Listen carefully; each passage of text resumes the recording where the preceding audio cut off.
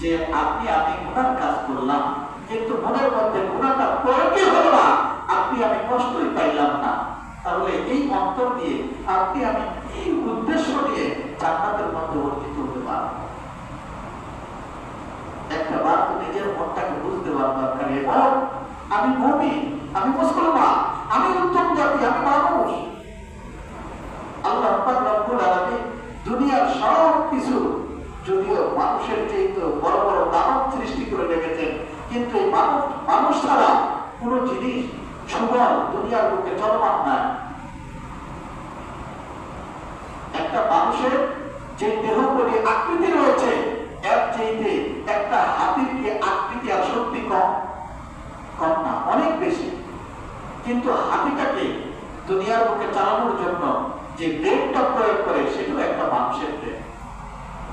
যত কলকারখানা রয়েছে, যত ইঞ্জিন যুক্ত জিনিস রয়েছে, সব কিছু মানুষের চাইতে শক্তিশালী, অনেক শক্তি, অনেক পাওয়ার, কিন্তু মানুষের কাছে সে মাত্র।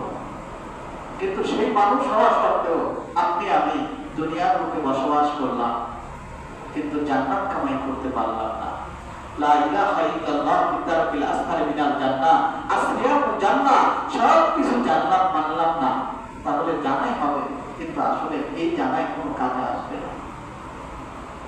ঠিক যেমনি ভাবে রুমে এসে ঠিক করলাম শীতল আনার জন্য, কিন্তু শর্তগুলো না মানার কারণে যে অবস্থা, আমি মুসলমানের ঘরে জন্মগ্রহণ করেছি, মুসলমান অবস্থায় রয়েছি, আপনার আমার দেহ থেকে যতগুলো বাচ্চা পতিত হইতেছে, নতুন প্রজন্ম, তারা মুমিন হিসেবে চিহ্নিত থাকবে, কিন্তু ঈমান থাকবে না।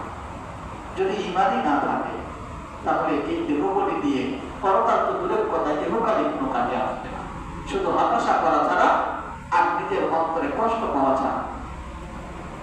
নিজের অন্তরের কষ্ট মোচন করতে, হতাশ বন্ধ করতে একটাই রাস্তা রয়েছে, সেই রাস্তাটা হলো খায়রুম মিন আলফি শাহর। 11টা মাসের মধ্যে এই উত্তম মাস আর এই রমজান মাসের মধ্যে এমন একটা রাত্রি রয়েছে, যে রাত্রি এক রাত্র ইবাদত করলে 1000 রাত্রের ইবাদতের চাইতে উত্তম রাত হিসেবে গণ্য করেছেন। এই শবে কদরের রাত্রে আমি যে ইবাদত করব, আমি চিনব কেমন করে যে কোন রাতটা শবে কদরের রাত হবে? আল্লাহ নবী সাল্লাল্লাহু আলাইহি ওয়াসাল্লাম